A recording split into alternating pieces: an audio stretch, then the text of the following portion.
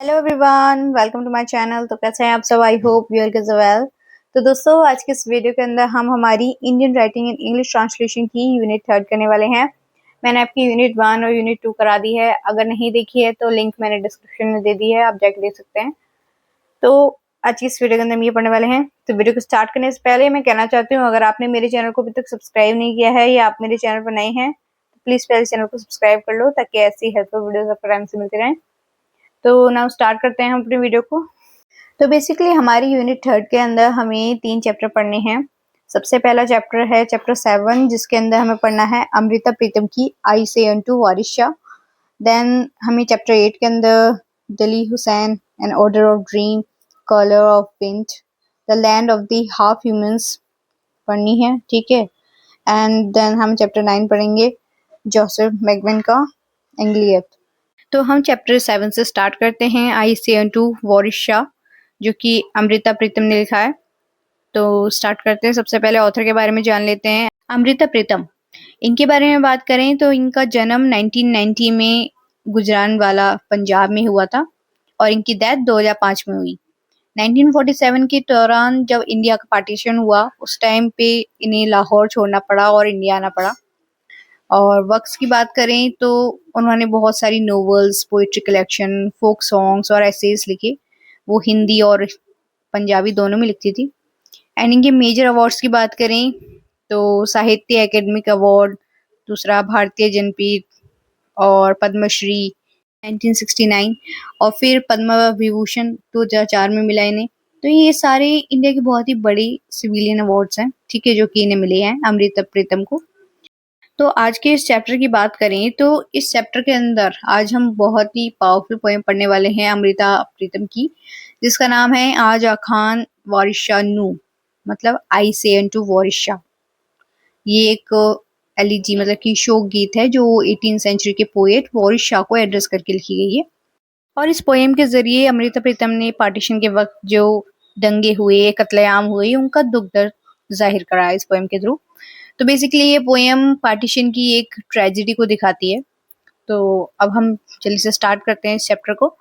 तो सबसे पहले हमें वारिस शाह के बारे में जान लेना है। वारिस शाह, जिनको ये पोएम एड्रेस करी गई है, और उनका एक जो बहुत ही फेमस वर्क है दैट इज हीर रांझा, उसके बारे में जान लेते हैं। तो वारिस शाह की बात करें सबसे पहले तो वारिस शाह कौन थे? He was an a poet of 18th century and ये पंजाबी सूफी पोएट थे, ठीक है, चिश्ती सिलसिले से। इनकी बर्थ की बात करें तो जंदियाल शेर खां, आज के पाकिस्तान में हुआ था। एंड वर्क्स की बात करें तो इनका सबसे ज्यादा जो फेमस वर्क है वो है हीर रांझा, ठीक है, इनके लिए सबसे ज्यादा जाने जाते हैं। और पंजाब की 4 बड़ी ट्रेजिक लव स्टोरीज में से ये एक है, बाकी की 3 है मिर्जा साहिवान, सोनी महिवाल और सासी पुनून, ठीक है। अब बात करते हैं हीर रांझा की स्टोरी की, तो वो क्या थी। तो स्टोरी सुनते हैं। पहली बात, हीर हीर कौन है? ये एक बहुत ही सुंदर सी लड़की है जो अमीर मुस्लिम फैमिली से थी। एंड दूसरी तरफ रांझा, जो एक जाट परिवार का लड़का जो चेनाब नदी के पास रहता था। वो अपनी फादर का लाडला था और सारा दिन बांसुरी बजाता था। अब क्या होता है, कॉन्फ्लिक्ट होता है दैट उसके जब फादर की डेथ हो जाती है तो रांझा के भाई उससे जमीन छीन लेते हैं और उससे मतलब कि जमीन को लेके झगड़ा होता है इनके बीच, और भाइयों की बीवियां उसे खाना देना बंद कर देती हैं। इस वजह से वो घर छोड़ के चला जाता है। अब जो रांझा है वो हीर के गांव पहुंच जाता है, जहां पर हीर के फादर उसे कैटल चराने की नौकरी दे देते हैं। अब हीर जो है वो रांझा की बांसुरी की धुन पर फिदा हो जाती है। अब वो दोनों एक दूसरे के प्यार में पड़ जाते हैं। अब कहानी में ट्विस्ट आता है सेपरेशन का। वो दोनों चोरी चुपके मिलते हैं, लेकिन हीर के जो जेलिस चाचा हैं और माँ बाप हैं उन्होंने उसे पकड़ लिया। अब हीर की जबरदस्ती उन्होंने शादी कर दी और रांझा जो है वो जोगी बन गया। मतलब दिल टूटने के बाद रांझा भटकने लगा, गोरखनाथ से मिला, उसने अपने आप को चिढ़वा लिया और एक जोगी बन गया, ठीक है, मतलब उसने दुनिया त्याग दी। अब वो पूरे पंजाब में भटकते हुए वहां पहुंचा जहां हीर रहती थी, ठीक है। अब यहाँ पे एक ट्रेजिक एंडिंग होती है। दोनों हीर के गांव वापस आए, ठीक है, मतलब हीर और रांझा वो दोनों वहां मिले। हीर के पेरेंट्स शादी के लिए मान गए, लेकिन वो सिर्फ एक धोखा था, वो उनको धोखा दे रहे थे। अब शादी वाले दिन हीर के चाचा ने ही उसके खाने में जहर मिला दिया ताकि वो मर जाए। अब जब रांझा को पता चलता है वो भागता हुआ आता है, लेकिन तब तक हीर मर चुकी होती है। अब इस सदमे में जो रांझा है वो भी वही जहर खा लेता है, मतलब वही जहर वाला खाना खाकर वो भी हीर के पास दम तोड़ देता है।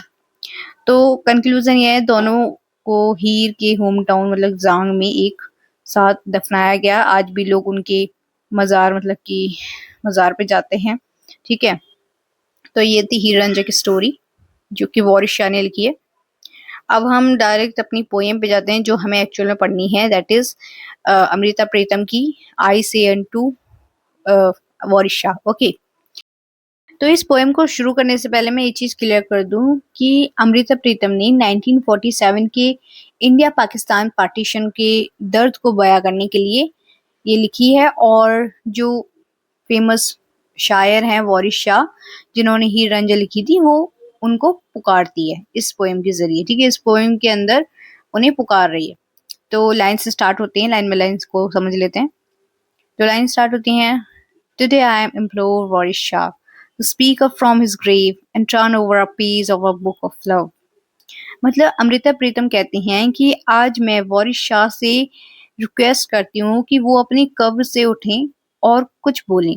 वो चाहती हैं कि वॉरिस शाह मोहब्बत की किताब का एक नया पन्ना खोलें, क्योंकि चारों तरफ सिर्फ नफरत फैली हुई है। आगे बोलते हैं, when a daughter of the fabled Punjab wept, he gave tongue to her silent grief। Today a million of daughters weep, but where is Waris Shah to give voice to their voice। मतलब कि वो याद दिलाती है कि जब पंजाब की एक बेटी हीर रोई थी, तो वॉरिस शाह ने उसके दर्द को अपनी शायरी हीर रांझा के जरिए जुबान दी थी। लेकिन आज पार्टीशन के वक्त पंजाब की लाखों बेटियों को वो रोते हुए देख रही हैं, ठीक है। लाखों बेटियां रो रही हैं, उनके साथ हिंसा हो रही है, मगर उनका दर्द लिखने वाला कोई वॉरिस शाह नहीं है। आगे बोलते हैं, arise O friend of the distressed, see the plight of your Punjab, curbs like strewn in the pressure, and the Chenab has turned crimson। मतलब कि वॉरिस शाह को दुखियों का दोस्त, जो दुखी होते हैं उनका दोस्त कहकर बुलाती हैं और कहती हैं कि उठकर अपनी पंजाब की हालत देखो, खेतों में लाशें बिछी हुई हैं और चेनाब नदी का पानी खून से लाल हो गया है। अब आगे बोलते हैं, someone has poured poison into the water of the 5 rivers and these waters are now irrigating the land with poison। मतलब कि वो कहती हैं कि किसी ने पंजाब की 5 नदियों में नफरत का जहर घोल दिया है, वही पानी अब जमीन को सींच रहा है, जिसकी वजह से पूरी धरती जहरीली हो गई है। देन वो बोलते हैं, in this fertile land have sprouted countless poisonous sapling and scattered red has turned the horizon and sky high has flown the curse। मतलब कि इस उपजाऊ जमीन पर अब प्यार की जगह नफरत के जहरीले पौधे उग रहे हैं। आसमान लाल हो चुका है, शायद आग और खून की वजह से, और ऐसा लगता है जैसे पूरे पंजाब को कोई अ, बद्दुआ लग गई है, ठीक है। आगे बोलते हैं, the poisonous wind that pass through every forest has changed the bamboo shoots into cobras. मतलब कि नफरत की ऐसी हवा चली है कि जंगलों की मासूम वन मतलब बैम्बू भी जहरीले सांप बन गए हैं। मतलब आम इंसान भी एक दूसरे के दुश्मन बन गए हैं। आगे बोलते हैं, the cobras mesmerized the gullible people and bit them again and again, so in no time the limb of Punjab turned bluish। मतलब कि इन नफरत के सांपों ने भोले भाले लोगों को बहका दिया और उन्हें डसता मतलब कि बाइट शुरू किया, डसना शुरू कर दिया, ठीक है। अब इसका रिजल्ट ये हुआ कि जहरीली मतलब कि जहर की वजह से पंजाब के अंग अंग नीले पड़ गए हैं, ठीक है। मतलब पंजाब मरने की हालत में है। फिर आगे बोलते हैं, the song vanish from the streets and the thread of the spinning wheel snapped, the girls play the ट्रिजन screaming and the resounding rate of the spinning wheel stopped। मतलब शेरों मतलब शहरों और गलियों से खुशी का गीत खत्म हो गया है। चरखा, स्पिनिंग व्हील जो पंजाब की कल्चर और औरतों की दोस्ती का सिंबल था, उसके धागे टूट गए हैं। लड़कियां जहां लड़कियां मिलकर चरखा काटती थीं, उससे डर कर भाग गई हैं। पंजाब की रौनक और शांति पूरी तरह खत्म हो चुकी है। ठीक है, अब आगे बोलते हैं laden let go the boats along with the wedding beds. The swing has snapped along with the strong branches of the tree. मतलब कि हीर रांझा की कहानी का मुला मतलब कि बोटमैन ने वो कश्तियां छोड़ दी हैं जिनमें शादी के बिस्तर लदे होते थे। मतलब शादी की खुशियां अब खत्म हो गई हैं। पेड़ों पर जो झूले होते थे वो ना सिर्फ टूट गए हैं, बल्कि जिस मजबूत टहनी पर वो टिके थे, वो टहनी भी टूट चुकी है। पंजाब का पूरा सोशल स्ट्रक्चर बिखर गया है, उनका कहने का मतलब ये है। अब आगे बोलते हैं the flute the through which flu the wreath of love but lost the woman. The brother of Ranja have forgotten the art of handling this instrument. मतलब कि वो बांसुरी जिससे मोहब्बत की धुन निकलनी चाहिए, वो इस पागलपन में कहीं खो गई है। रांझा के भाई ने मतलब पंजाब के मर्दों ने मोहब्बत का साजा बजाना बंद कर दिया है, मतलब छोड़ दिया है। ठीक है, अब उनके हाथों में बांसुरी नहीं है, बल्कि नफरत के हथियार हैं। Blood rained on the earth, it swept through the graves, the princes of the valley, called love, now weep in graveyards. मतलब कि जमीन पर पानी की नहीं, खून की बारिश हुई है, जो इतनी ज्यादा थी कि कब्रों के अंदर तक चली गई है वो। ठीक है, अब वो लड़कियां जिन्हें मोहब्बत की वादी की शहजादियां कहा जाता था, वो अब जिंदा रहने की जगह कब्रिस्तान में रो रही हैं। चारों तरफ मौत का सन्नाटा है। All the villains now move out as thieves of love and beauty. जो लोग बुरे हैं मतलब विलन्स हैं, वो खुलेआम घूम रहे हैं। वो मोहब्बत और खूबसूरती को लूटने वाले चोर बन गए हैं। पार्टीशन के वक्त जो लोग औरतों की इज्जत और लोगों का सुकून लूट रहे थे, उनकी तरफ इशारा है इसका मतलब। अब आगे बोलते हैं आखिरी line, Where shall we seek another Varisha?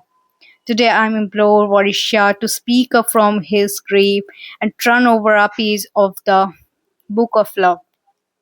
मतलब कि पोएट पूछ रही हैं कि अब हम नया वॉरिशा कहाँ से लाएं जो हमारे इस दर्द को लिख सके। वो फिर से वही रिक्वेस्ट करती हैं कि वॉरिशा अपनी कब्र से उठें और मोहब्बत का वो पन्ना फिर से खोलें जो नफरत की आंधी में कहीं बंद हो गया है। ओके, तो इन शॉर्ट कहें तो अमृत शाह ने इस पोएम में दिखाया है कि कैसे पार्टीशन ने पंजाब के कल्चर, मोहब्बत और भाईचारे को तहस नहस कर दिया है। वो एक पुरानी शायर को याद कर रही हैं, क्योंकि उन्हें लगता है कि इंसानियत इतनी गिर चुकी है कि अब सिर्फ कोई बड़ा शायर ही लोगों के दिलों को फिर से जोड़ सकता है। ठीक है, तो वॉरिशा, इसके अंदर हम पूरा कंक्लूजन देखें तो अमृता ने ये पोएम वॉरिशा को इसलिए लिखी क्योंकि ये मतलब उन्हें मोहब्बत का कवि, पोएट ऑफ लव माना जाता था। उन्होंने हीर रांझा की अमर कहानी लिखी थी जो अलग अलग कम्युनिटीज के बीच प्यार और भाईचारे का सिंबल बनी। ठीक है, दूसरा अमृता प्रीतम है, इन्होंने ये पोएम पार्टीशन 1947 के तुरंत बाद लिखी थी। उन्होंने अपनी आंखों से वो वायलेंस देखी जहां कल तक साथ रहने वाले भाई आज एक दूसरे से दुश्मन बन के लड़ रहे हैं। अब वो वही पुराना भाईचारा चाहती हैं वापस, जो इस लड़ाई के चक्कर में खो गया है। तो इसके अंदर लिटरेरी स्टाइल की बात करें इस पोएम की, तो इसके अंदर लिटरेरी रेफरेंस और एल्यूजन्स, इशारे यूज किए गए हैं। ठीक है, म्यूजिक की बात करें तो इस पोएम में म्यूजिक ऑफ प्यार की निशानी की तरह दिखाया गया है म्यूजिक को। और मेटाफर और इमेजेस की बात करें तो उन्होंने दुश्मनी और नफरत को दिखाने के लिए पंजाब की रूरल और एग्रेरियन लाइफ मतलब गांव और खेती बाड़ी की जिंदगी से मेटाफर लिया है। ठीक है, जैसे चरखा, नदियां, खेत और बीज। ओके, तो ये पोएम इतनी थी, ये एक शोक गीत था। एंड साथ ही साथ ये इंसानियत को जगाने की एक पुकार भी थी। तो इसी के साथ ये पोएम कंप्लीट होती है। अब हम अपना नेक्स्ट चैप्टर देखते हैं, यूनिट 3 का ही। तो हमारी यूनिट 3 के अंदर जो चैप्टर 8 है उसके अंदर हमें पढ़ना है थैंक्सगिविंग इवो पिशाक की 2 पोएम्स। सबसे पहली है डाली हुसैन और adore of dream colour of wind, और दूसरी है the land of the half human. तो सबसे पहले हम इस चैप्टर के अंदर ऑथर के बारे में जान लेते हैं। मणिपुर लिटरेचर के एक बहुत बड़े और बोल्ड पोएट्स में से एक हैं थंगजम इवो पिशाक। इनका बर्थ हुआ है 1948 और मणिपुर के बहुत ही इम्पोर्टेंट पोएट्स में से एक हैं। उन्होंने मणिपुर लिटरेचर में एक नई शुरुआत की थी। 1974 के अंदर इनकी एक कलेक्शन पब्लिश हुई जिसका नाम था चैलेंज। इसमें उनके साथ 2 और पोएट्स थे, एक थे वाई इम्बोचा एंड दूसरे थे रंजीत डब्लू। इन तीनों ने मिलकर खुद को एंग्री यंग पोएट्स कहा था। उनके लिखने का स्टाइल की बात करें तो इनके लिखने का तरीका काफी नया और अलग था, जिसकी वजह से उन्हें काफी क्रिटिसिज्म भी झेलनी पड़ी। लोग कहते हैं कि उनकी पोएट्री में एक्सेसेस, बहुत ज्यादा एग्रेशन और वल्गरिटी है। ठीक है, अब इनकी पोएट्री के थीम्स की बात करते हैं तो वो इवो पिशाक की जो पोएम्स हैं वो हमेशा से मणिपुर की असलियत दिखाती हैं। वो उन इश्यूज पर लिखते हैं जो वहाँ के लोग को परेशान करते हैं, जैसे कि सोशल अनरेस्ट, मतलब समाज में होने वाली उथल पुथल और हिंसा, और स्टेट करप्शन और एक्सप्लॉइटेशन। वो इन सब बातों को बहुत ही हार्ड हिटिंग, मतलब सीधे और प्रभावशाली तरीके से पेश करते हैं।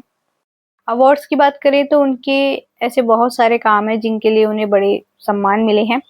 जैसे साहित्य एकेडमिक अवार्ड मिला है उनकी एक पोइट्री कलेक्शन के लिए। दूसरा मणिपुर स्टेट कला एकेडमिक अवार्ड मिला है 1986 के अंदर, और बहुत सारे बड़े अवार्ड्स मिले हैं इन्हें।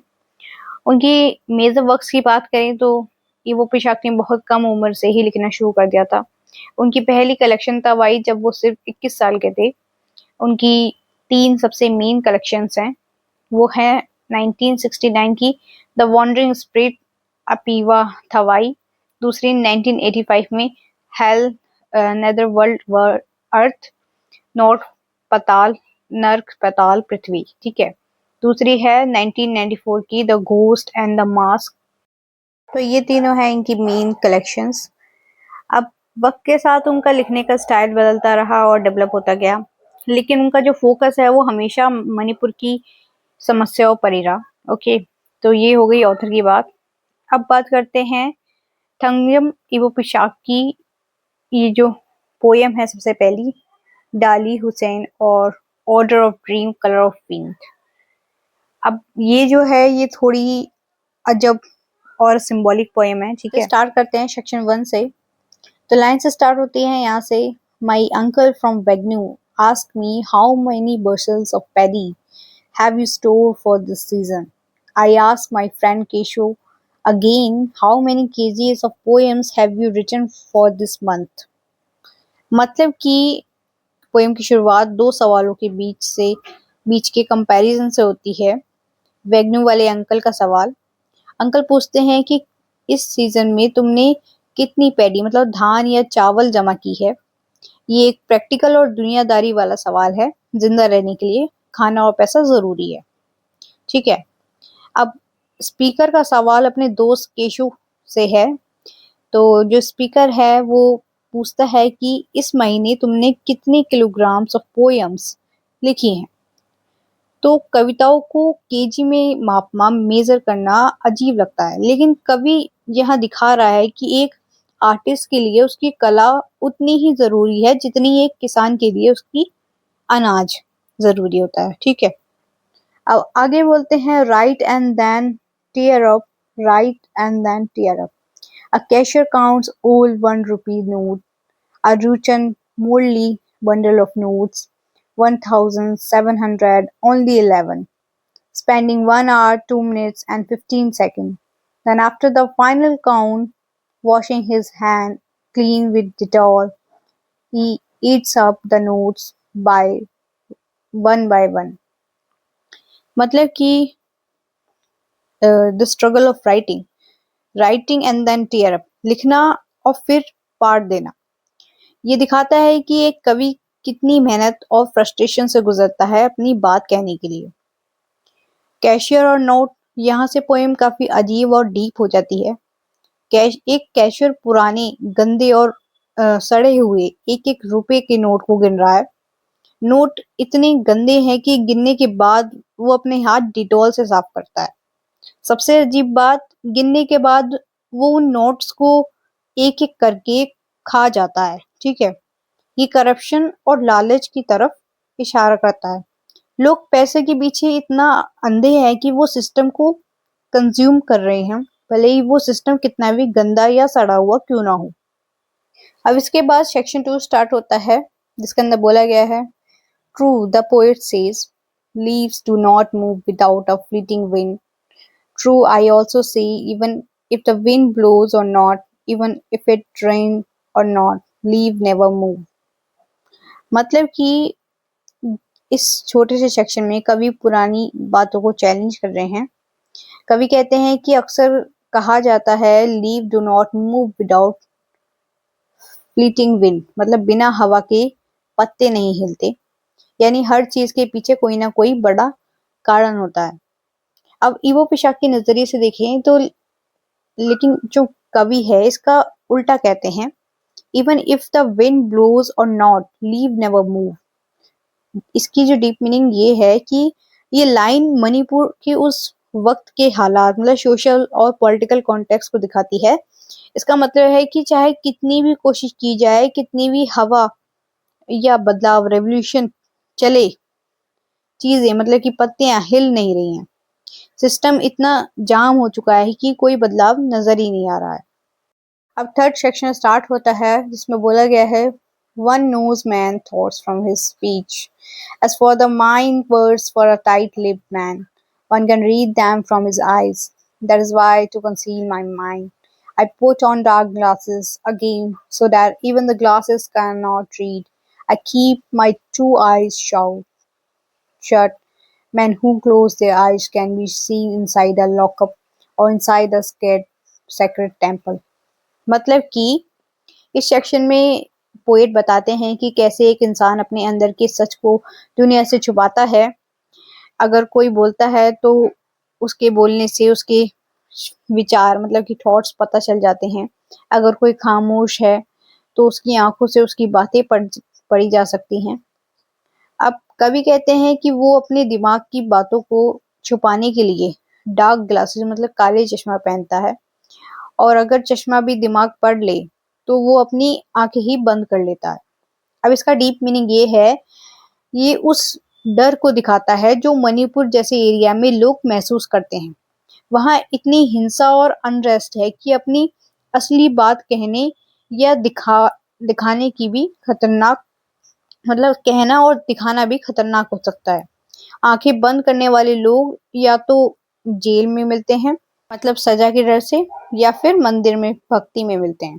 ठीक है, वेदास और आइडेंटिटी, कवि वेदास का जिक्र करता है आगे। I have never seen fish flying in the sky, but I often see ducks floating on water. You say you are wrong, I say I'm wrong. The Vedas says in Brahma lies zero. You also say, and I too declare, what they call you is never me. तो जो poet हैं वो वेदास का जिक्र करता है।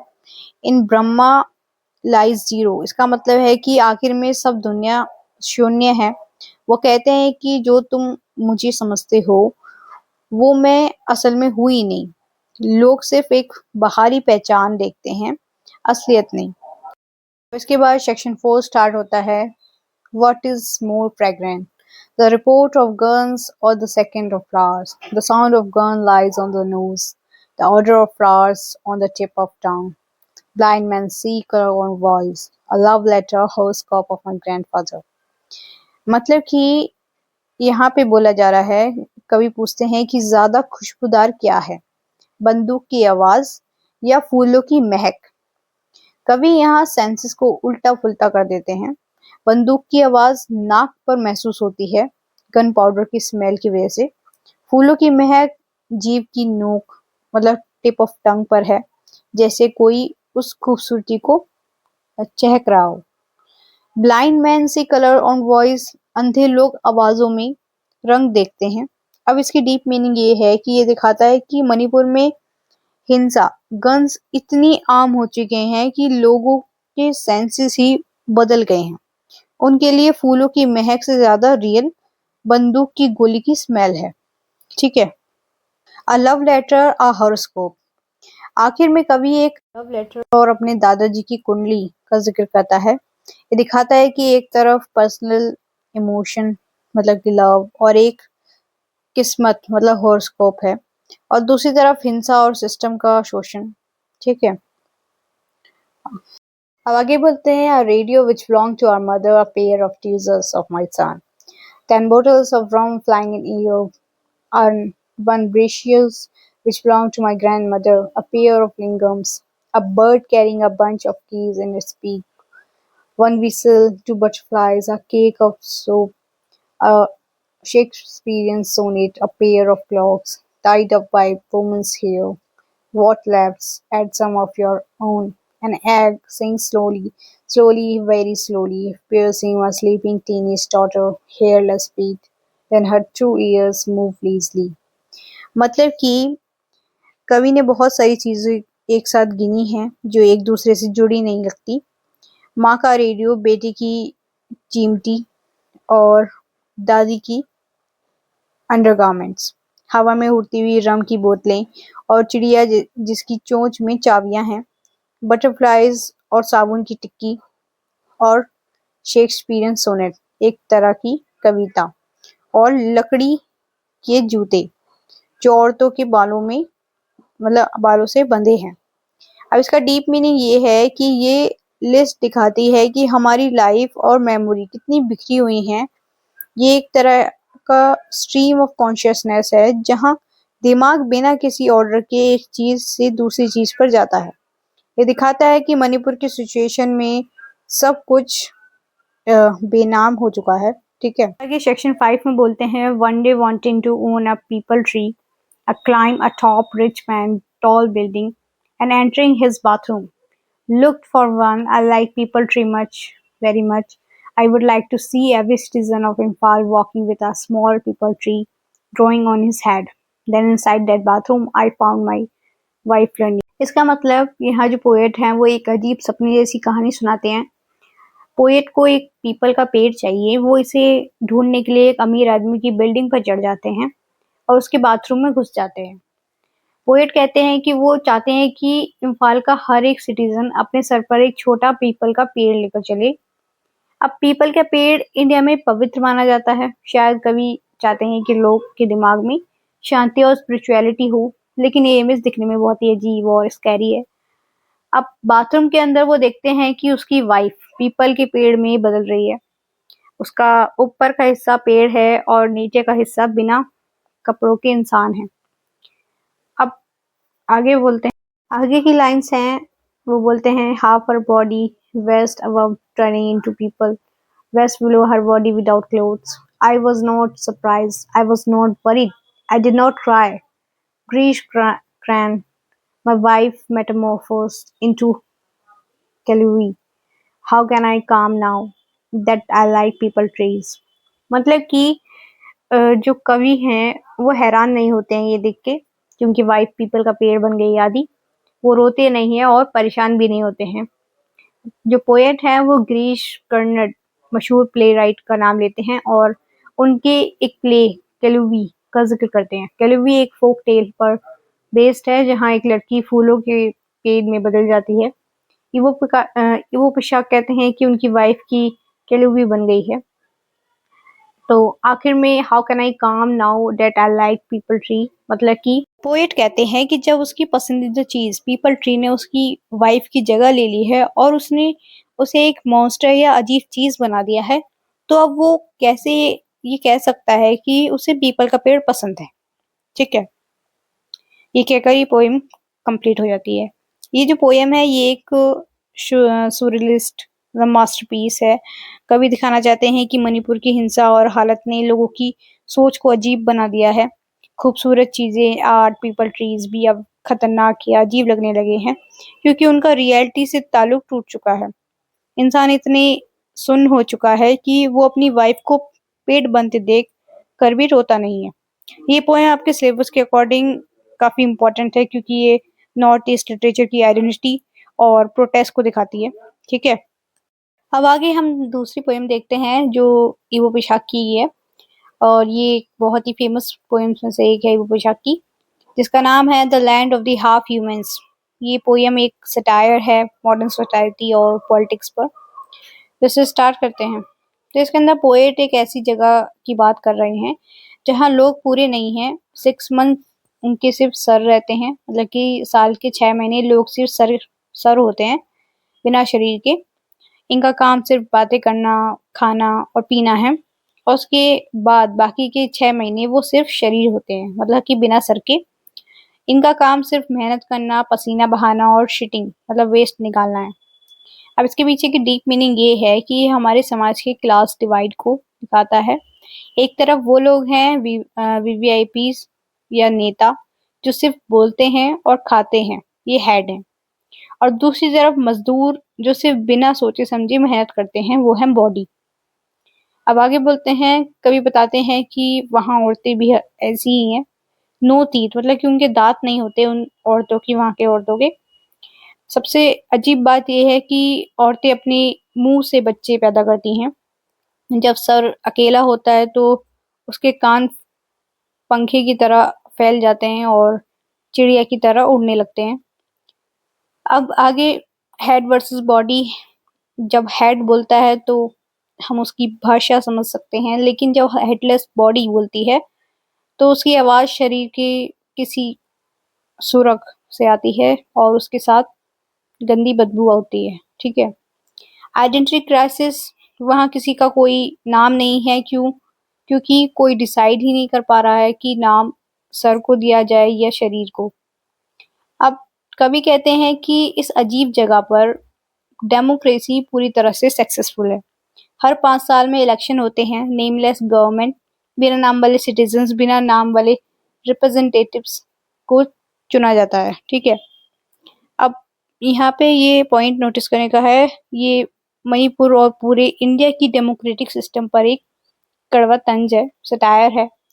Poet कह रहे हैं कि हमारी डेमोक्रेसी नेमलेस है और सोललेस हो गई है। ठीक है, जहाँ नेता और जनता के बीच कोई रियल कनेक्शन नहीं है। अब आगे पोएट कहते हैं कि वहाँ कुछ लोग कुबेर हैं, मतलब पैसे के देवता से भी ज्यादा अमीर हैं।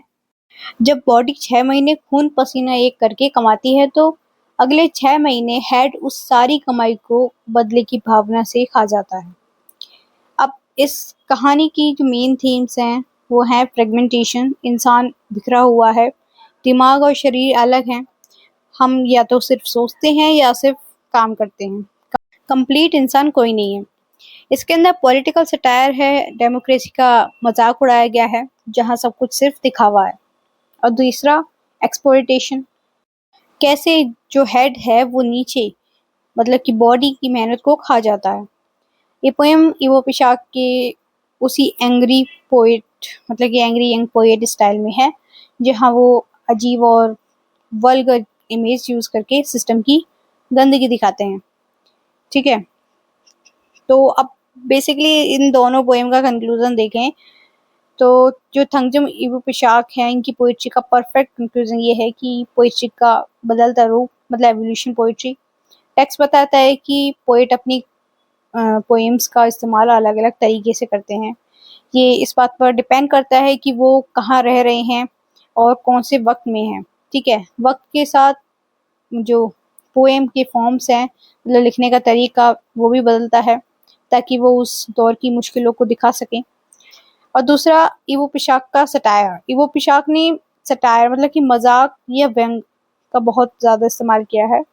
उनका मकसद सिर्फ हंसाना नहीं है बल्कि पॉलिटिक्स पर कमेंट करना है और उसकी क्रिटिक मतलब कि निकालना है, मतलब कमियां निकालना है। वो अपनी पोएम के ज़रिए दिखाते हैं कि आम जनता की हालत कितनी ख़राब है। ठीक है, दूसरा लिखने की तीर तलवार मतलब लिटरेरी टूल्स। इवो पिशाक ने अपनी बातें कहने के लिए कुछ खास टेक्निक यूज़ की हैं, जैसे कैरिकेचर्स मतलब कि लोगों या सिचुएशन को इतना बड़ा या मतलब कि बड़ा चढ़ा कर दिखाना कि वो चीज़ वो इतनी अजीब और फनी लगे जैसे वो हाफ ह्यूमन वाली बात थी, ठीक है। दूसरी आयरनी, कहना कुछ और लेकिन उसका मतलब गहरा और उल्टा होना। और दूसरा मिथिक, मतलब फोक एलिमेंट, हमारी पुरानी कहानियों और माइथोलॉजी जैसे भीमा, शकुनी और केलुवी को उठाकर उन्हें नए तरीके से पेश करना। वो इन पुराने सिंबल को नया मतलब देते हैं ताकि दिखा सके कि कैसे अथॉरिटीज, मतलब सरकार या पावरफुल लोग जनता को दबाते हैं, ठीक है। दूसरा, कंटेम्प्रेरी सोसाइटी, आखिर में टेक्स्ट कहता है कि उनकी पोएम सिर्फ कहानियां नहीं बल्कि वो हमारे आज के समय, मतलब कि कंटेम्प्रेरी सोसाइटी की असली मुश्किलें और मुद्दों का एक रिफ्लेक्शन है। इन शॉर्ट कहें तो वो पोशाक की पोइट्री का निचोड़ ये है कि वो पुरानी माइथोलॉजी और अजीब इमेजेस को मिलाकर सरकार और सिस्टम पर चोट करते हैं। उनकी पोएम्स मणिपुर की तकलीफों को दुनिया के सामने एक नए और हार्ड हिटिंग तरीके से रखी जाती हैं, ठीक है। इसी के साथ हमारा ये चैप्टर कंप्लीट होता है। अब हम अपनी यूनिट 3 का जो लास्ट चैप्टर है वो देख लेते हैं। यूनिट 3 का चैप्टर 9 है हमारा जोसेफ मैकवेन का एंगेलियत द स्टेप चाइल्ड। तो इस चैप्टर को पढ़ना है हमें, तो स्टार्ट करते हैं इसे। तो हम स्टार्ट करते हैं दलित राइटिंग के इंट्रोडक्शन से। इसके अंदर हम देखते हैं दलित लिटरेचर क्या है। तो इसका मतलब उन किताबों और राइटिंग से है जो दलित कम्युनिटी के लोगों ने लिखी है। ये वो लोग हैं जिन्हें इंडिया में कास्ट के नाम पर सदियों से पीछे रखा गया है और उनके साथ भेदभाव किया गया है। अब ये क्यों शुरू हुआ? तो ये जॉनर सिर्फ कहानियां सुनाने के लिए नहीं है बल्कि एक powerful form of expression and resistance के रूप में उभरा है। एक्सप्रेशन, इसके जरिए उन्होंने अपनी असल जिंदगी के दुख और सच्चाई को दुनिया के सामने रखा। रेजिस्टेंस, ये उन लोगों के खिलाफ एक आवाज थी जो कास्ट के नाम पर उनका शोषण करते थे, ठीक है। इसमें किस बारे में बात होती है कि जो दलित राइटर्स अपनी राइटिंग्स में 3 मेन चीजें रखते थे। सबसे पहला एक्सपीरियंस, उन्होंने अपनी लाइफ में जो कुछ झेला। दूसरा स्ट्रगल, उनका हक के लिए संघर्ष। और एस्पिरेशन, उनके आने वाले कल के सपने और उम्मीदें, ठीक है। टेक्स्ट के एंड में कहा गया है कि दलित लिटरेचर की डेफिनेशन इतनी सिंपल नहीं है, इसमें काफी चैलेंजेस हैं। जैसे क्या सिर्फ वही दलित लिटरेचर है जो एक दलित ने लिखी है, या फिर क्या नॉन दलित अगर उनके बारे में लिखे तो वो भी इस कैटेगरी में आएंगे, या फिर इसको मेन स्ट्रीम लिटरेचर में जगह मिलने में कितनी मुश्किल होती है, ठीक है। तो इन शॉर्ट कहें तो दलित लिटरेचर उन लोगों की आवाज है जो दबाए गए थे, ठीक है। उनके दर्द और उनकी लड़ाई और उनकी पहचान की एक मजबूत डॉक्यूमेंट है ये। तो अब आगे हम कास्ट सिस्टम की ओरिजिन के बारे में बात करते हैं। ओरिजिन मतलब शुरुआत, कास्ट सिस्टम की शुरुआत कैसे हुई। तो टेक्स्ट के अकॉर्डिंग इंडिया में कास्ट सिस्टम कब और कैसे शुरू हुआ, इस पर स्कॉलर्स के बीच काफी बहस है। ये एक कॉम्प्लेक्स सोशल हायरार्की है जो हजारों सालों से इंडियन सोसाइटी के हिस्सा रहा है। अब एशियन पर्सपेक्टिव से देखें तो ऋग्वेदा का हवाला, सबसे पुराना जिक्र एशियन हिंदू स्क्रिप्चर्स वेदास में मिलता है लगभग 1500 बीसी में। और दूसरा पुरुषा सुक्ता, मतलब ऋग्वेदा के एक हिस्से में बताया गया है कि एक कॉस्मिक बीइंग पुरुषा के शरीर के अलग अलग हिस्सों के 4 वर्णास निकले हैं, ठीक है। ब्राह्मण, प्रीस्ट जो मुंह है, क्षत्रिय जो बाजू हैं, और वैश्या जो जांग है, और जो शूद्रास हैं वो पैर हैं, ठीक है। दूसरा कॉलोनियल पर्सपेक्टिव से देखें तो ब्रिटिशर्स का रोल एक दूसरी थ्योरी ड्रिक्स 2001 में जैसे स्कॉलर्स देते हैं। उनका मानना है कि आज हम जैसे कास्ट सिस्टम देखते हैं उसे ब्रिटिश राज के दौरान कड़ी शक्ल दी गई थी। ब्रिटिशर्स ने लोगों को कंट्रोल करने के लिए कास्ट को एक टूल की तरह यूज किया था। उन्होंने इंडियन सोसाइटी को मैप और क्लासिफाई किया जिसकी वजह से ये सिस्टम पहले से ज्यादा सख्त हो गया था। अब एवोल्यूशन और मॉडर्न रिफॉर्म्स की बात करें तो टेक्स्ट के आखिर में बताया गया है कि कास्ट सिस्टम वक्त के साथ बदलता रहा और इस पर सोशल पॉलिटिकल असर भी बढ़ता रहा। 20वीं सेंचुरी में इस दौरान सिस्टम की काफी कड़ी निंदा हुई, ठीक है। Anti caste movement, doctor BR Ambedkar जैसे बड़े लीडर्स ने कास्ट डिस्क्रिमिनेशन के खिलाफ जंग लड़ी और दलित्स, जिन्हें पहले अनटचेबल कहा जाता था, की आजादी और बराबरी के लिए उन्होंने काम किया। इन शॉर्ट कहें तो ये टेक्स्ट बताता है कि कास्ट सिस्टम की जड़ें प्राचीन धर्म ग्रंथों में है, लेकिन ब्रिटिशर्स ने इसे और पक्का कर दिया। बाद में अम्बेडकर जैसे सुधारकों ने इसे मतलब कि ये जो भेदभाव था इसको खत्म करने की कोशिश की। ओके, अब आगे हम बात करते हैं दलित की। ये जो दलित वर्ड है ये कहाँ से शुरू हुआ, इसका ओरिजिन कैसे हुआ। तो दलित शब्द का अडॉप्शन इंडिया में कास्ट बेस्ड भेदभाव के खिलाफ लड़ाई में दलित शब्द उन लोगों के लिए पहचान बन गया था जिन्हें पहले अनटचेबल मतलब अछूत कहा जाता था। ये सिर्फ नाम नहीं बल्कि इज्जत और बराबरी की लड़ाई का एक हिस्सा है। 1970s का बदलाव दलित पैंथर मूवमेंट टेक्स्ट के अकॉर्डिंग 1970s में जब दलित पैंथर मूवमेंट शुरू हुआ तब इस शब्द का मतलब पूरी तरह बदल गया। इसने लोगों को एक न्यू फाउंड ऑपोजिशनल कॉन्शियसनेस दी, यानी अपनी डूबी हुई पहचान को छोड़कर एक नया और मजबूत पहचान अपनाने की चेतना। ये उनकी सेल्फ आइडेंटिफिकेशन मतलब कि अपनी पहचान खुद चुनने का एक रेडिकल तरीका था। आगे हम देखते हैं कि स्कॉलर्स सत्यनारायण और रावत बताते हैं कि पहले दो तरह के शब्द छा रहे थे। पहला, हरिजन गांधी जी से इंस्पिरेशन लेकर कांग्रेस पार्टी और कई संस्थानों ने हरिजन यानी ईश्वर के बच्चे शब्द का इस्तेमाल किया। दूसरा बदलाव क्यों आया, तो 1970s में दलित एक्टिविस्ट और राइटर्स ने हरिजन शब्द को नकार दिया। उन्हें लगा कि ये शब्द पेरेंटलिस्ट मतलब कि पेरेंटलिस्टिक है, यानी ऐसा लगता है जैसे कोई ऊपर से दया कर रहा हो। ठीक है, उन्होंने दलित शब्द को इसलिए चुना क्योंकि ये उनकी एजेंसी मतलब खुद की शक्ति और असर्टिवनेस मतलब अपनी बात दमदार तरीके से रखने को दिखाता था। ठीक है, अब दूसरा, आज के वक्त में एकेडमिक राइटिंग्स और बड़े लेवल पर दलित शब्द सबसे ज्यादा एक्सेप्ट किया जाने वाला टर्म है।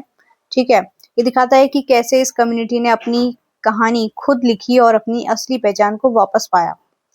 मेन पॉइंट्स इसके अंदर देखें तो स्ट्रगल और डिग्निटी है। दूसरा, दलित पैंथर्स 1970s का मूवमेंट। दूसरा शिफ्ट, हरिजन दया वाला शब्द से दलित ताकत और पहचान वाला शब्द की तरफ बदलाव। ठीक है, आगे हम इस चैप्टर के ऑथर के बारे में बात करते हैं।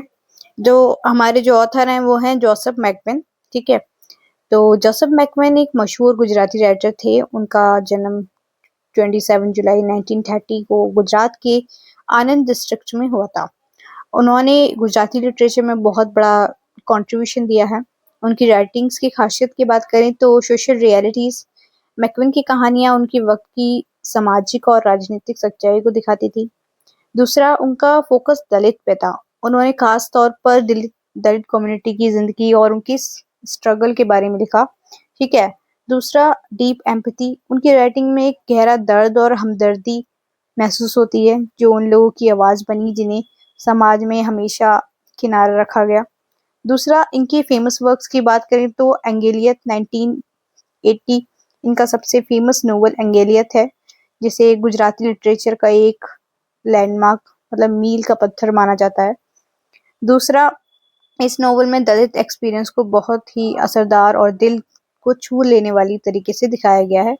ठीक है, इसके किताब की इम्पोर्टेंस देखकर 2004 में रीटा कटोरी ने इसे इंग्लिश में ट्रांसलेट किया जिसका नाम रखा गया द स्टेप चाइल्ड।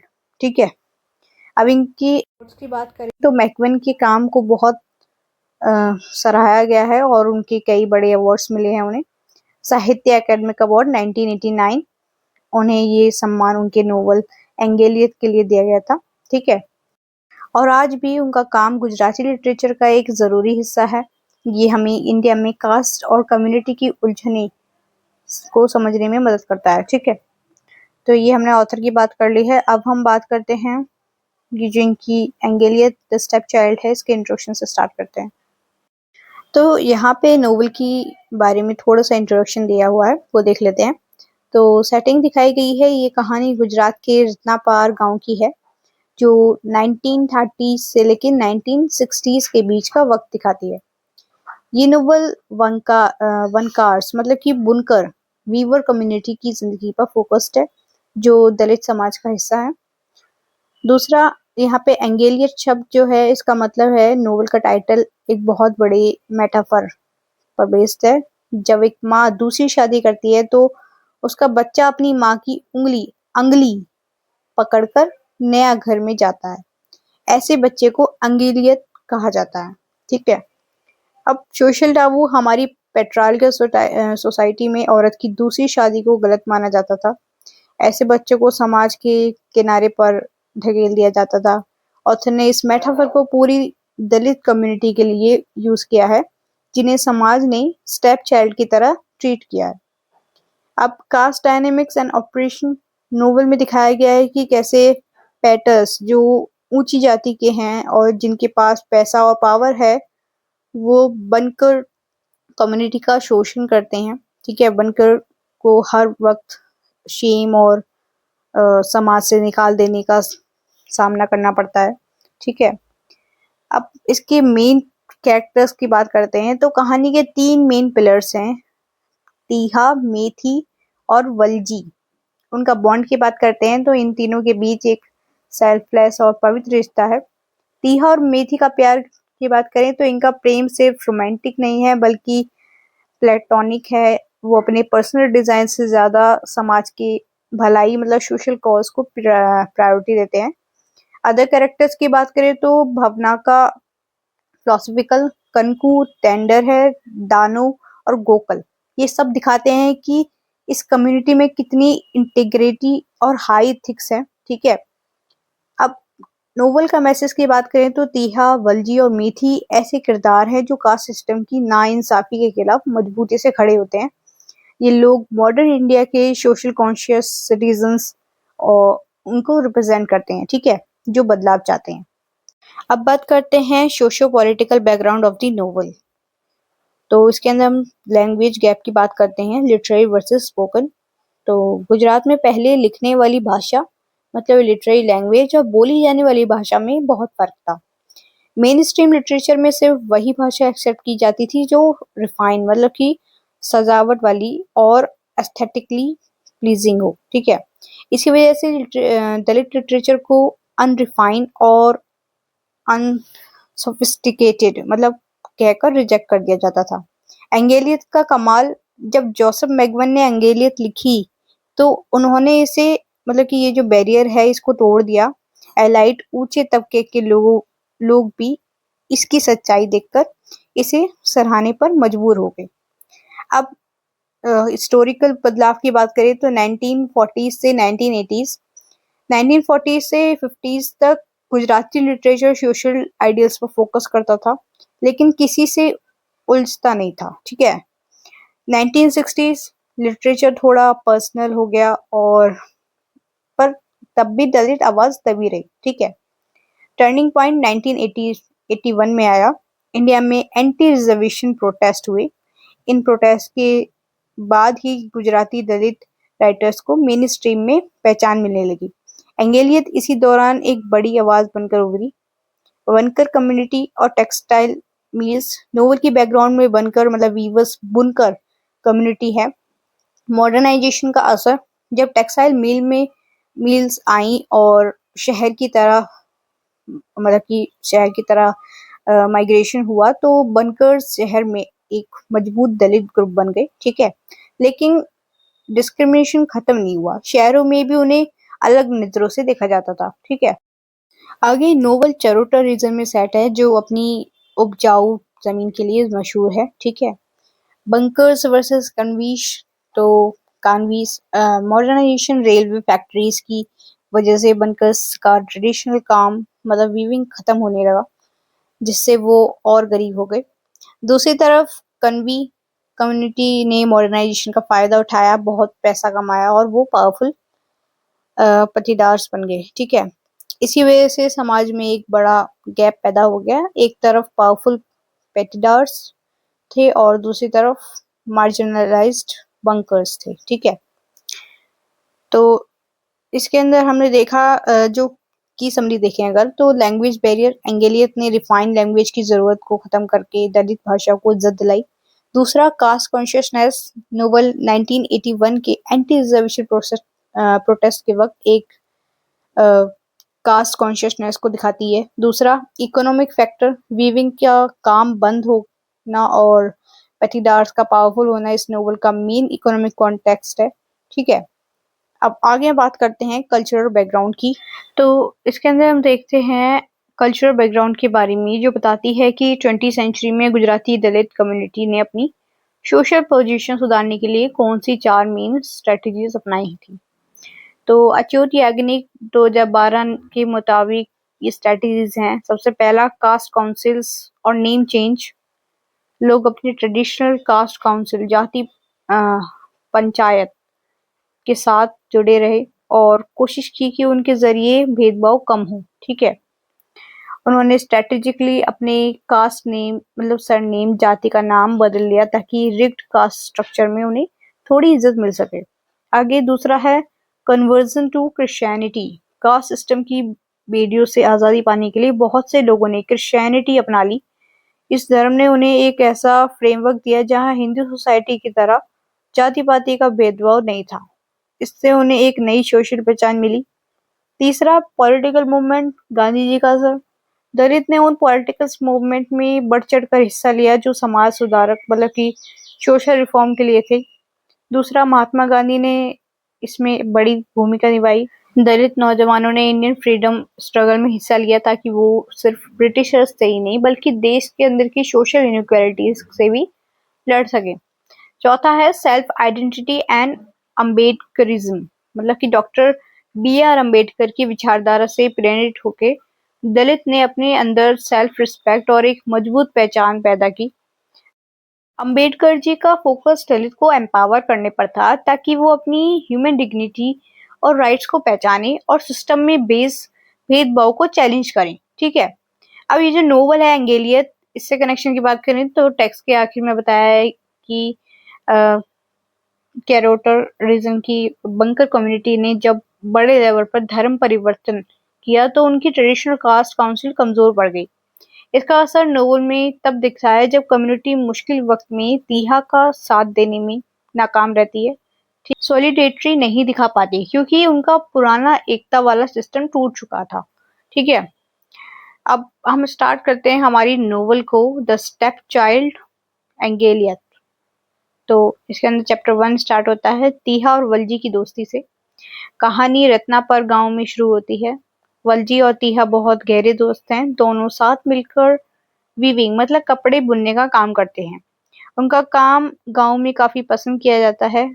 तीहा की शादी वलजी, जिसकी शादी कंकु से हो चुकी है, चाहता है कि तीहा भी शादी कर ले क्योंकि वो एक इज्जतदार और कामयाब बिजनेसमैन है। ठीक है। लेकिन तीहा हमेशा शादी की बात टाल देता है, भले ही भावना का जैसे बड़े बुजुर्ग उसे समझाने की कोशिश करें।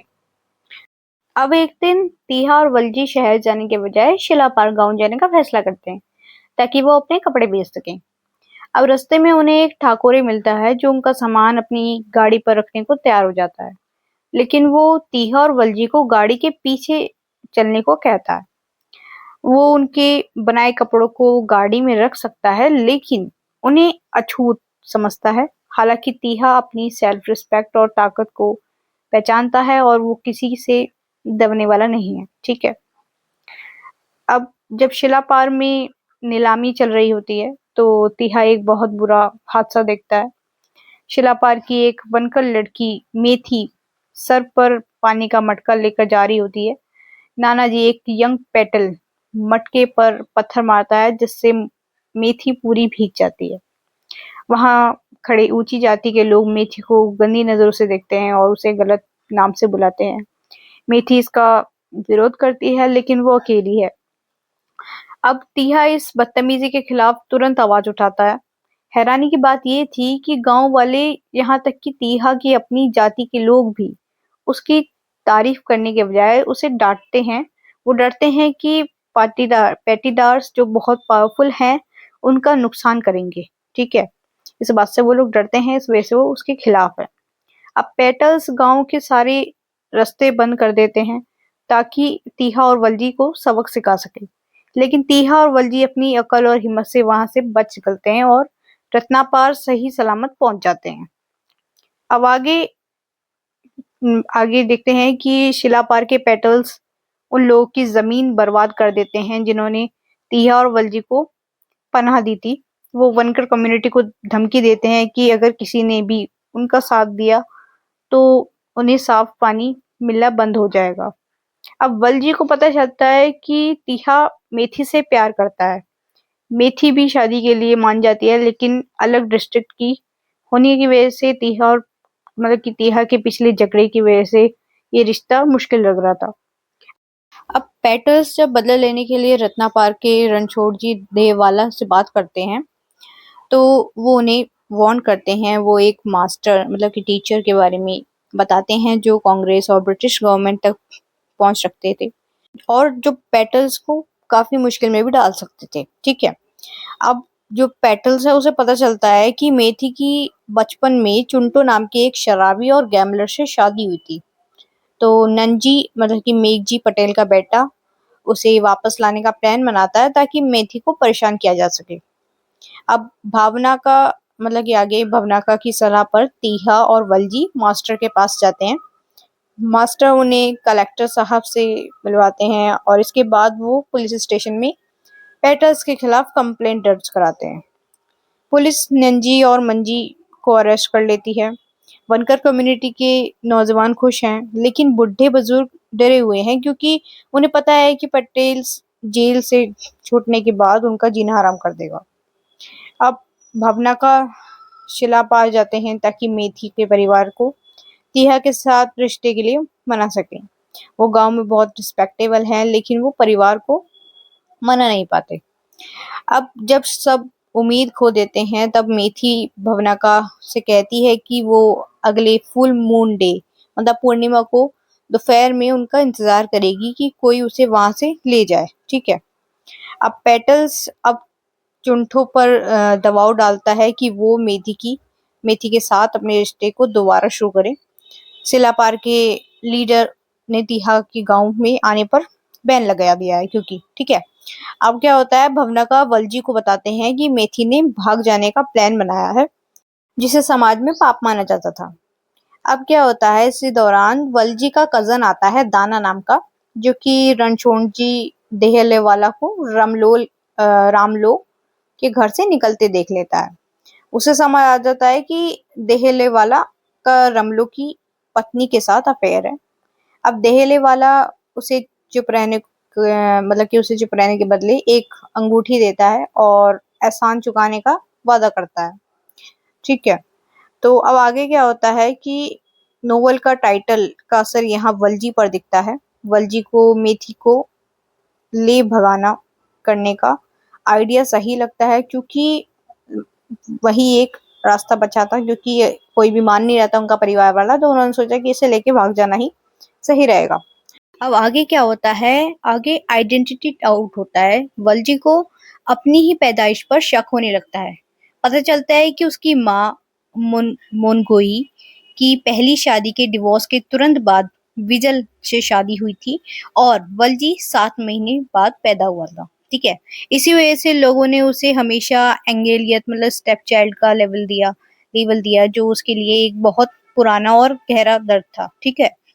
अब यहाँ पे आगे हम देखते हैं कि दाना जो उनका कजन था, दाना और वलजी को मेथी को बचाने के लिए एक गाड़ी चाहिए थी। दाना ने देहेला वाला से अपना पुराना फेवर मांगा और देहेला वाले ने एक नोट लिख कर दिया।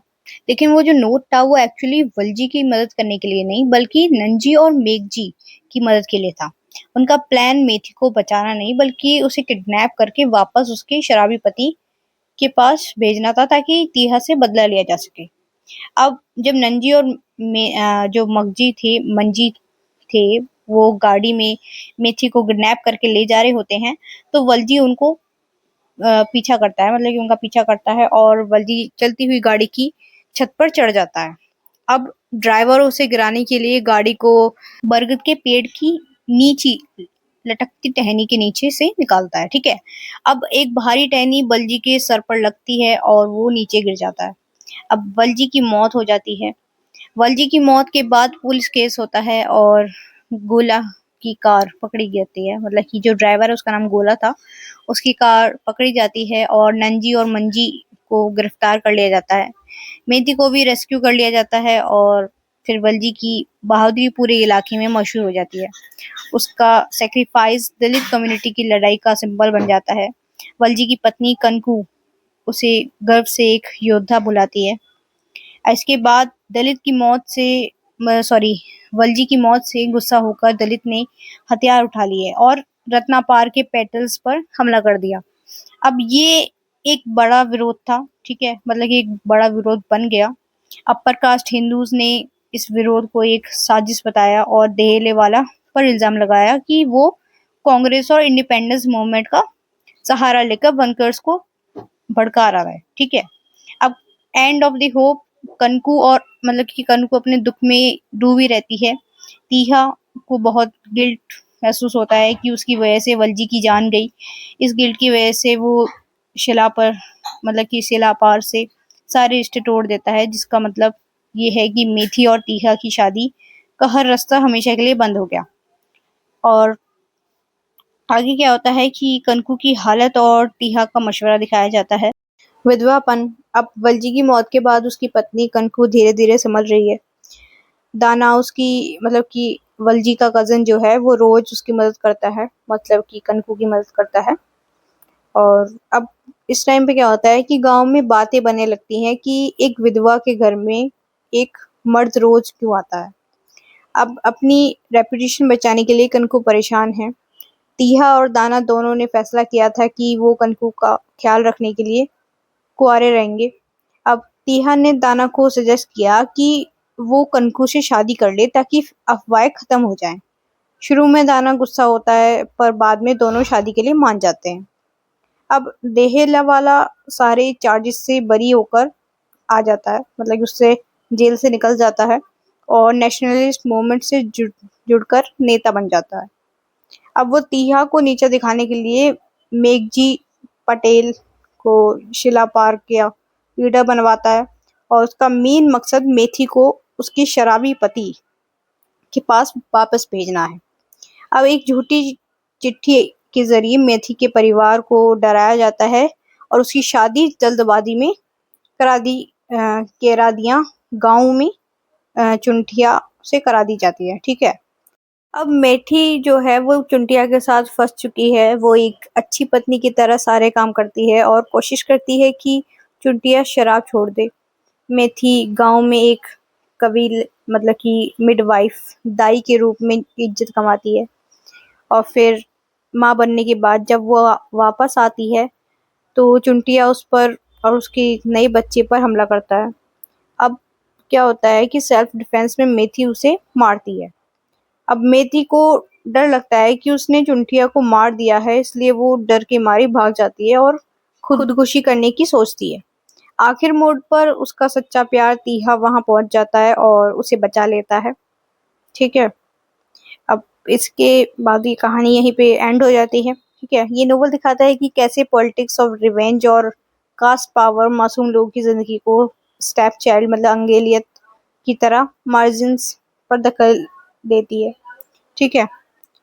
अब हम लास्ट में सबसे आखिर में इसका पूरा कंक्लूजन देखते हैं द स्टेप चाइल्ड अंगेलियत का। तो नोवेल का एंड काफी इमोशनल और सिंबॉलिक है। द रेस्क्यू मेथी जो अपनी शराबी पति चुनटिया के हमले से बचने के लिए भाग रही थी और सुसाइड करने का सोच रही थी, उसे आखिरकार तीहा बचा लेता है। दूसरा प्लेटोनिक लव। शुरुआत में दोनों के बीच रोमांटिक प्यार था, लेकिन हालात और सामाजिक जिम्मेदारियों की वजह से उनका रिश्ता एक प्लेटोनिक लव में बदल जाता है। वो अपनी पर्सनल डिजायर से ऊपर हटकर सोशल कॉजेज को प्रायोरिटी देते हैं। अब आखिर में तीहा और मेथी का साथ आना सिर्फ एक प्रेम कहानी का अंत नहीं है, बल्कि ये दिखाता है कि कैसे वो कास्ट सिस्टम और पुरानी रीति रिवाजों के खिलाफ खड़े रहे, ठीक है। अब नोवेल के कुछ जरूरी टेक अवेज देखें। अंगेलियत का मतलब और उसका मेटाफर। तो इस शब्द का मतलब होता है कि वो बच्चा जो अपनी माँ की दूसरी शादी के बाद उसकी अंगली पकड़कर नए घर में आता है। Social stigma. पेट्रियार्कल सोसाइटी में ऐसे बच्चे को हमेशा किनारे कर दिया जाता है, ठीक है, किनारे में रखा जाता है और उसे पूरी इज्जत नहीं मिलती है। दूसरा कम्युनिटी मेटाफर। जोसेफ मैकमैन ने इस मेटाफर को पूरी दलित कम्युनिटी के लिए यूज किया है, जिन्हें मेन स्ट्रीम सोसाइटी हमेशा एक स्टेप चाइल्ड की तरह ट्रीट करती है, ठीक है। तो इसके अंदर अगर हम कैरेक्टर एनालिसिस करें तो तीहा, वलजी और मेथी ये तीनों प्रोटैगनिस्ट हैं जो मॉडर्न इंडिया के सोशल कॉन्शियस सिटीजन्स को रिप्रेजेंट करते हैं वो भेदभाव के खिलाफ निडर होकर खड़े होते हैं। दूसरा जो एक कैरेक्टर था, एक बुढ़ा जो था इनकी फैमिली में, भवनंग का, वो कम्युनिटी के एक फिलोसफिकल बुजुर्ग हैं जो सही रास्ता दिखाते हैं। दूसरा कनकू और दानो, कनकू की टेंडर नेचर और दाना की ईमानदारी नोबल कैरेक्टर बनकर कम्युनिटी की हाई एथिक्स और इंटीग्रिटी को दिखाती हैं। ठीक है। तीसरा सोशो पॉलिटिकल कॉन्टेक्स्ट देखें तो नोवेल 1930 से लेकर 1960s के गुजरात रत्नापाल रीजन की कहानी बताती है और ये दिखाता है कि कैसे पटीदार्स के पास इकोनॉमिक और पॉलिटिकल पावर थी, जबकि वनकर को लगातार सामाजिक बहिष्कार और शेम का सामना करना पड़ता था। ठीक है। लिटरेरी लैंडमार्क की बात करें तो अंगेलियत 1980 गुजराती लिटरेचर के एक लैंडमार्क नोवेल है, क्योंकि इसने मार्जिनलाइज्ड दलित आवाज को मेन स्ट्रीम तक पहुंचाया। इसके लिए जोसेफ मैकवन को 1989 में साहित्य अकेडमिक अवार्ड भी मिला। ठीक है। तो इसी के साथ हमारा ये चैप्टर भी कंप्लीट होता है। हमारा जो बुक है ये Indian writing and English translation आज ही कंप्लीट होती है। मैंने आपकी सारी यूनिट्स करा दी हैं, अगर नहीं देखी है तो उनकी लिंक भी डिस्क्रिप्शन दे दी है, वहाँ जाकर देख सकते हो बाकी की यूनिट्स भी। तो हमारी ये यूनिट 3 भी कंप्लीट हो जाती है। आई होप आपको समझ आ गई होगी। कहीं पे भी कोई भी दिक्कत हो आप मुझसे कमेंट सेक्शन में पूछ सकते हैं। वीडियो पसंद आई हो तो प्लीज़ वीडियो को लाइक जरूर करें एंड ज़्यादा से ज़्यादा से शेयर करें अपने दोस्तों तक, ताकि उनकी भी हेल्प हो सके। और अभी तक चैनल को सब्सक्राइब नहीं किया है तो जल्दी से चैनल को सब्सक्राइब कर लो, ताकि ऐसी हेल्पफुल वीडियोस आपको टाइम से मिलती रहे। Thank you so much for watching. मिलते हैं नेक्स्ट वीडियो में। Bye bye.